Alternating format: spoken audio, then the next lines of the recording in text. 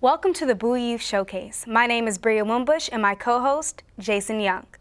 Dr. Lisa Pittman and Diane Smit are the authors of EXPAT Teens Talk. Their book offers support, advice, and solutions in response to peers, parents, and professionals. EXPAT Life's Challenges. Sit tight, we will be right back with the authors.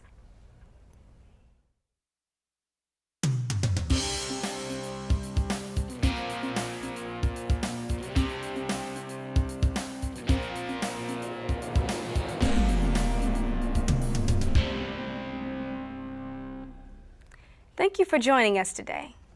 Once again, we have with us Dr. Lisa Pittman and Ms. Diane Smit. Welcome to the show, ladies. So first things first, can you explain to our viewers what the term expat means exactly? An expat is short for expatriate. And an expatriate is someone who lives outside of their passport country or their birth country. I'm an expat, for example. I was born and raised in Canada, and at the age of 19, I packed my bags and I moved to Switzerland. I was a Canadian living in Switzerland. I then met my Dutch husband, and the two of us have lived in many countries around the world ever since. In fact, our average time in any one country is about 3 years. So here we were, the Dutch and the Canadian. We moved to Germany, to Russia, to Egypt, to Indonesia, to Singapore, back to Switzerland.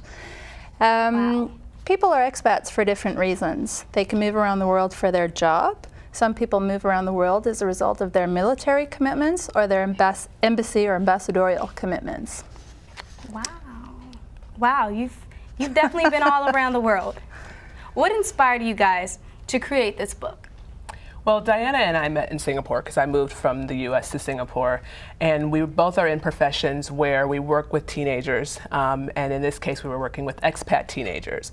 So expat teenagers have a life that's very different from any other teenagers in the world. They still have their teenage kinds of things that they deal with, but in this case, because they're moving around so much, it makes it more difficult for them to deal with some of the issues that would come up that, say, you as a teenager living in Maryland, you have your family around you, you have friends you've known for years and years, you have people you can go to if you have some issues or concerns.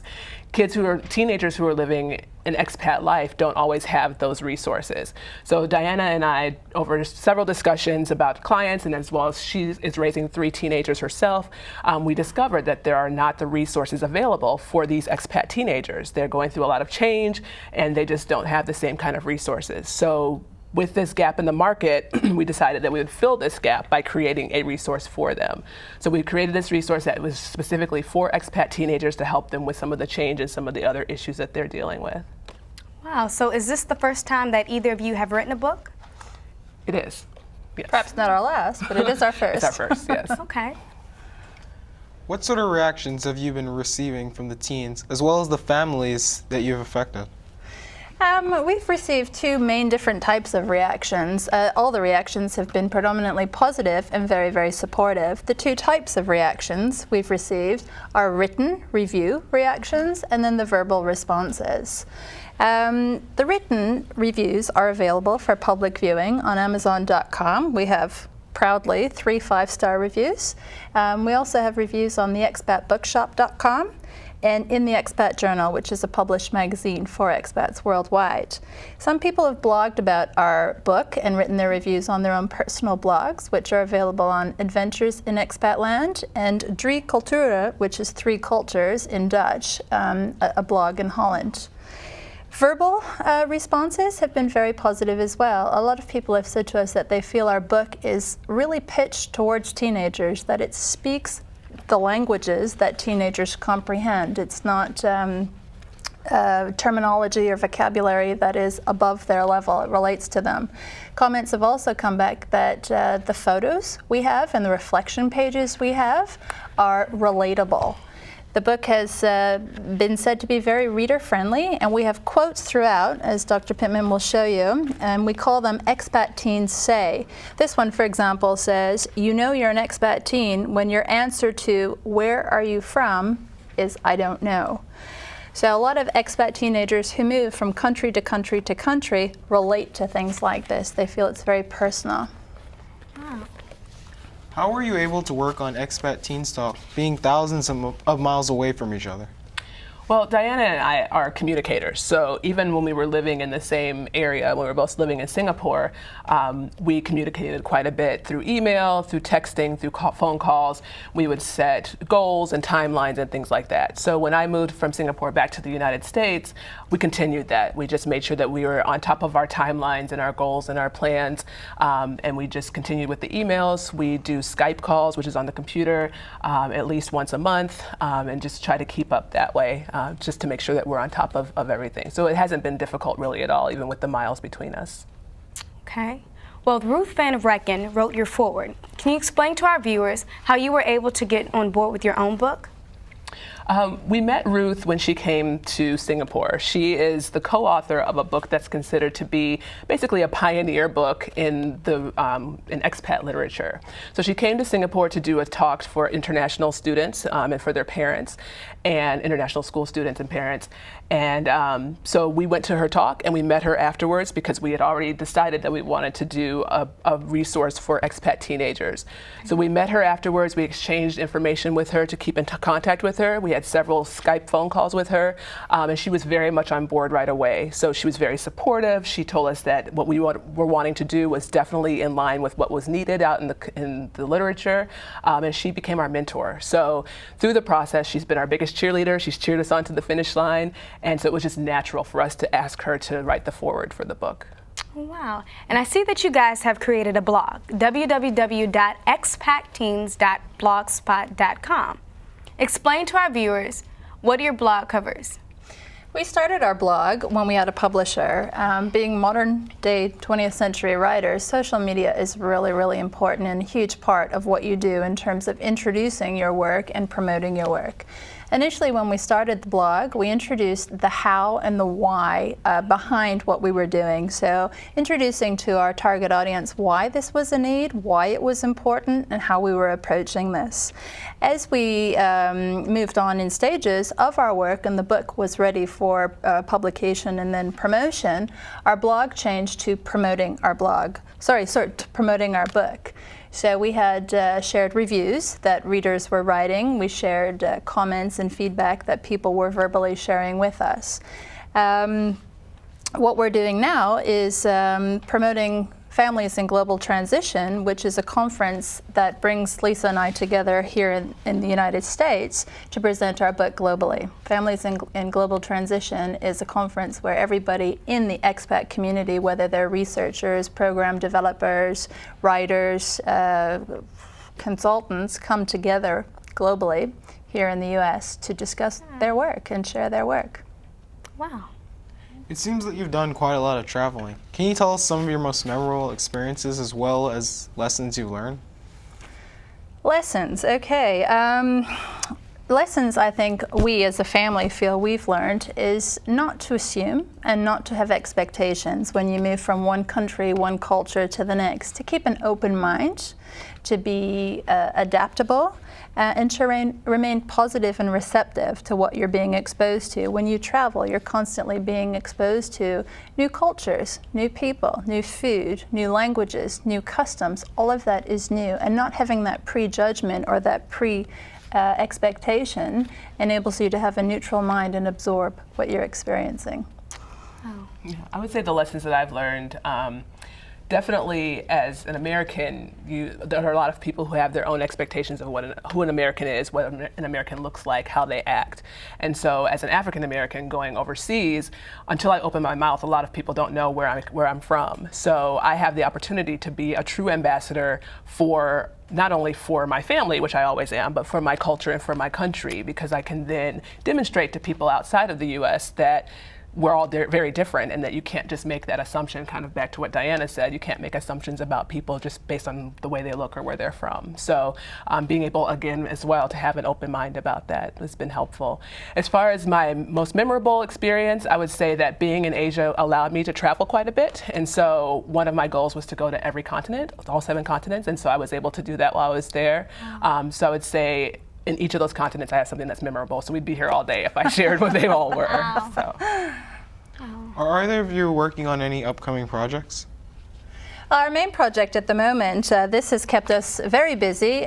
We have researched and written this book alongside having our own careers. Our main objective with Expat Teens Talk is to promote it globally, to let expat teens who are struggling with challenges and issues as a result of having a transient life that keeps them moving from country to country to country, to have access to this as a resource, because we do feel it fills that gap. It is a need that they can take home and use as a self-help tool and not feel so alone. So our next project is to let our target audience know that Expat Teens Talk is available, and we hope we find our way to them and they to us. Thank you so much, Dr. Pittman and Ms. Smit, for coming on the Bowie Youth Showcase today and shedding light on a topic that affects youth in a major way, yet doesn't seem to be spoken out very often. When we come back, Jasmin Hall will be speaking with the Political and Communications Director to the Maryland Democratic Party. We will be right back. Stay tuned.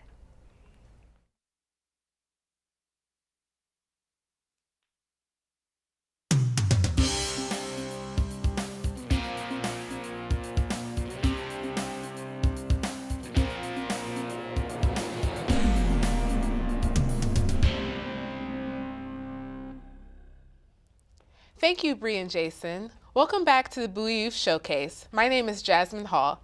Sitting with me right now is Mathews Verghese, who is a manager of political affairs for Governor Martin O'Malley and other state Democrats as Political and Communications Director of the Maryland Democratic Party. In the past, Mathews has worked on numerous campaigns, including the 2008 campaign for our current president, Barack Obama.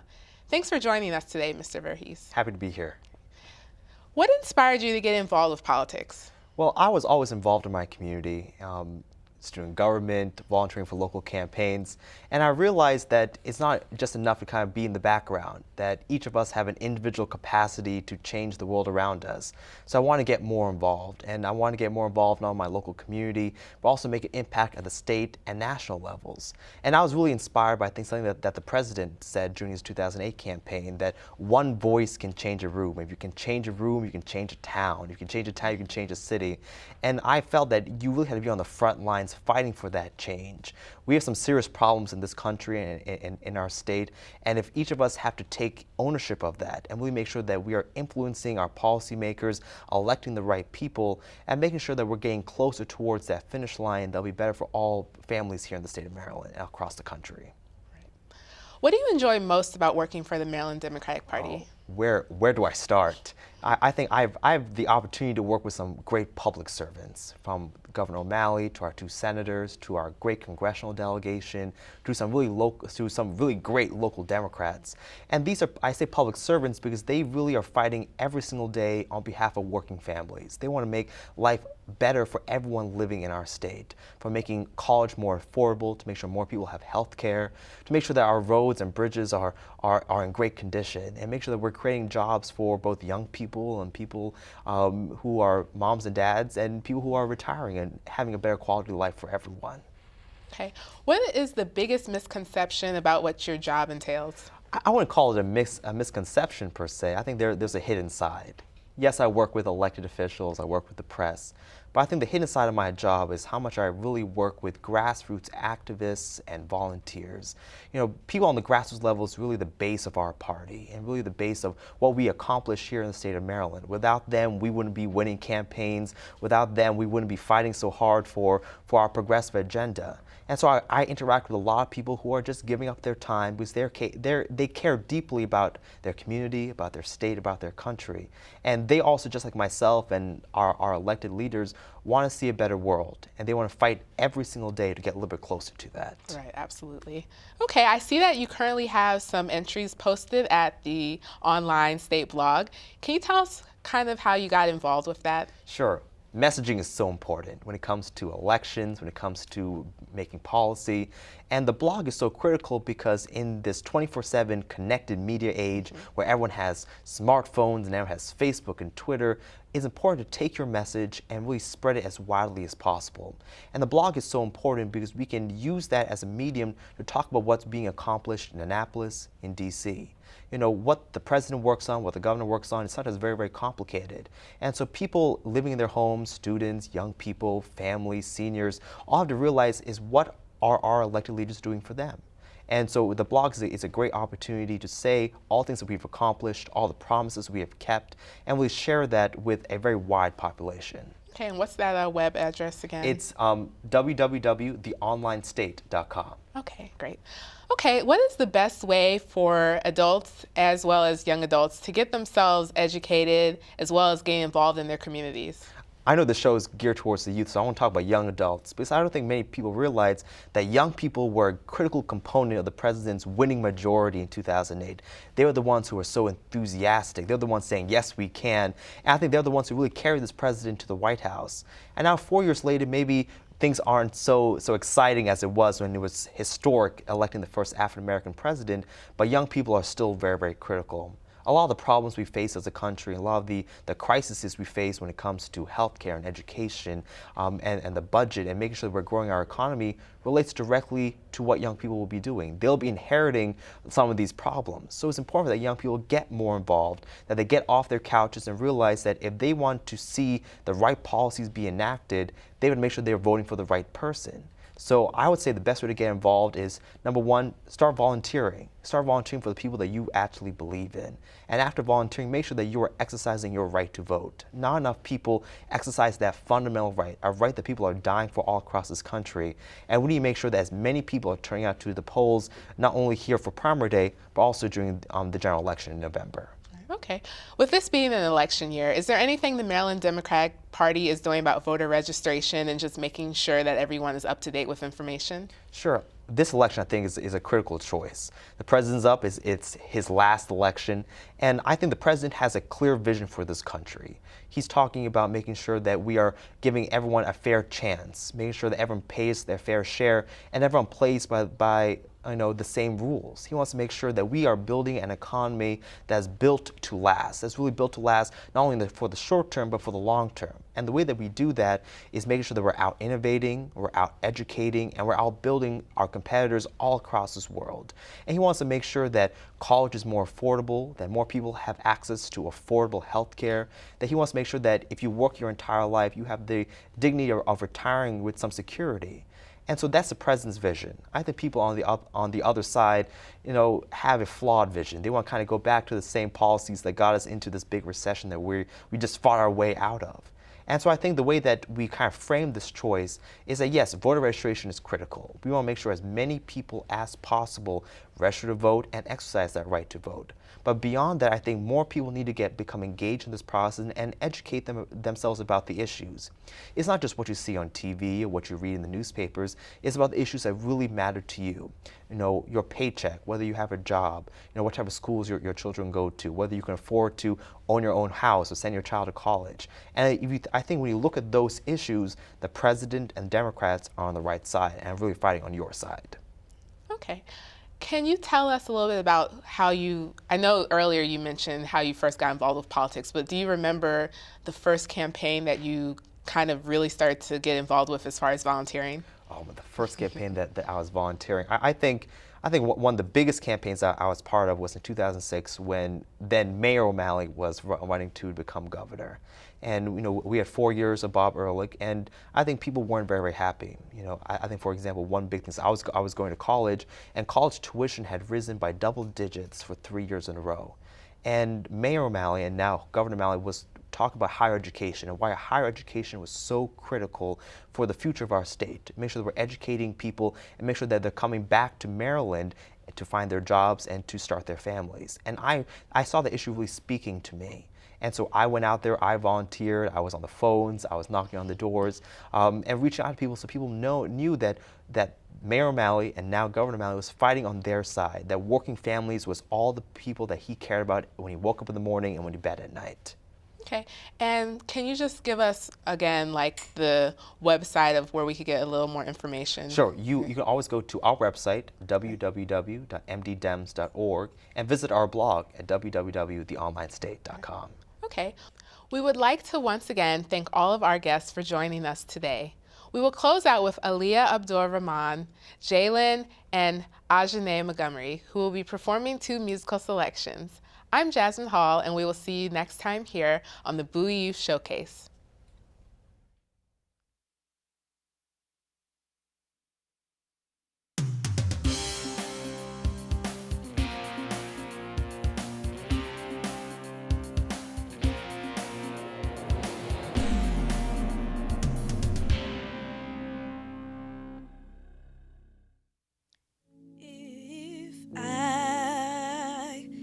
To stay, I would only be in your way.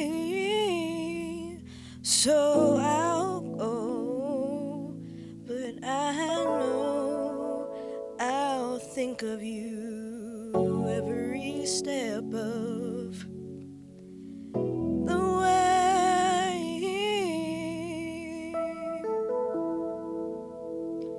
And I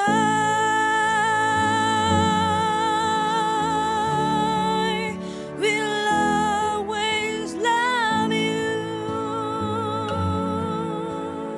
I will always love you.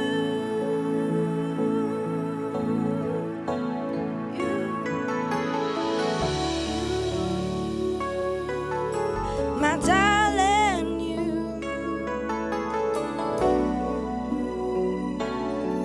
Bittersweet memories. That is all I'm taking with me. So goodbye. Please don't cry.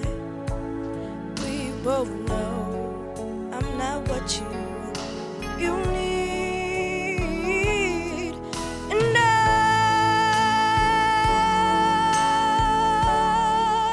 will always love you. I will always love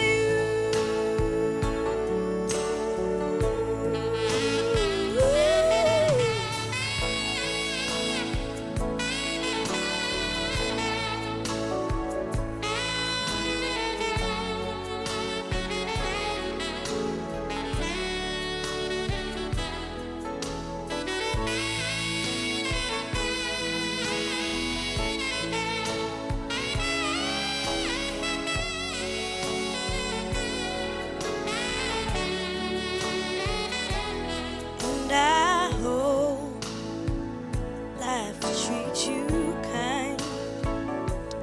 And I hope you have all you dreamed of. And I wish you joy and happiness. But of all this, I wish you love.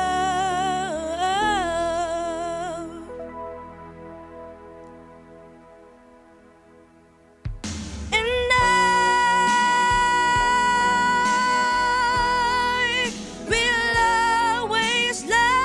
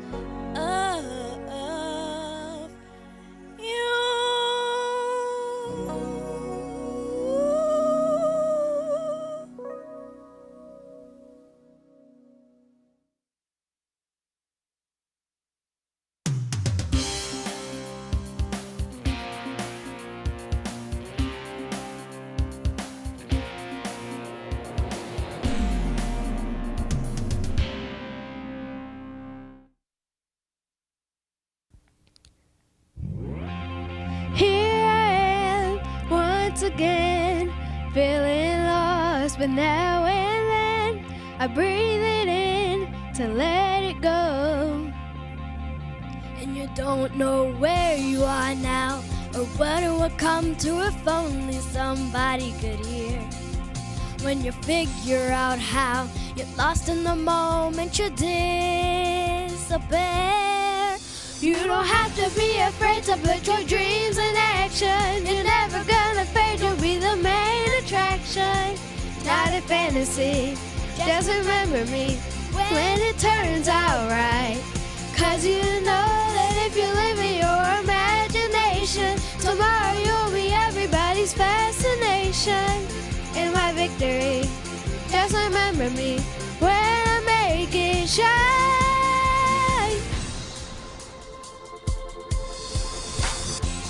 Reaching high, feeling low, I'm holding on but letting go. I like to shine, I'll shine for you. And it's time to show the world how it's a little bit closer as long as I'm ready to go. All we have is right now, as long as you feel it inside. You know, you don't have to be afraid to put your dreams in action. You're never gonna fade, to be the main attraction. Not a fantasy, just remember me when it turns out right. 'Cause you know that if you live in your imagination, tomorrow you'll be everybody's fascination. In my victory, just remember me when I make it shine.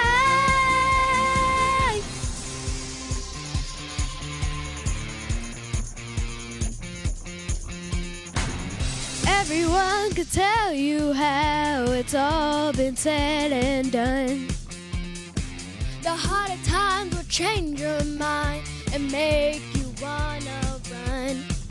But you want it and you need it, like you need to breathe the air. If they doubt you, just believe it. That's enough to get you there. You don't have to be afraid to put your dreams in action. You're never gonna fade, you'll be the main attraction. Not a fantasy, just remember me when it turns out right.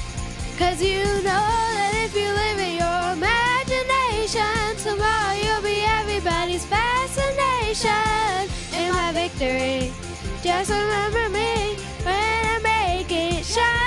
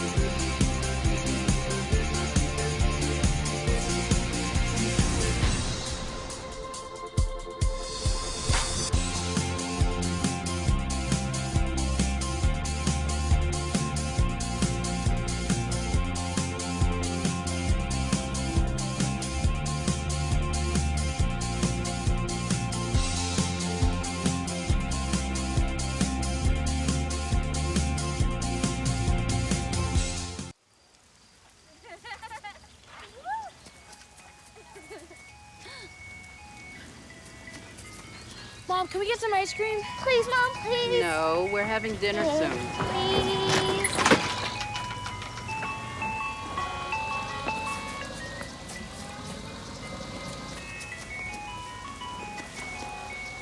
You don't have to be perfect to be a perfect parent. There are thousands of children in foster care who will take you just as you are.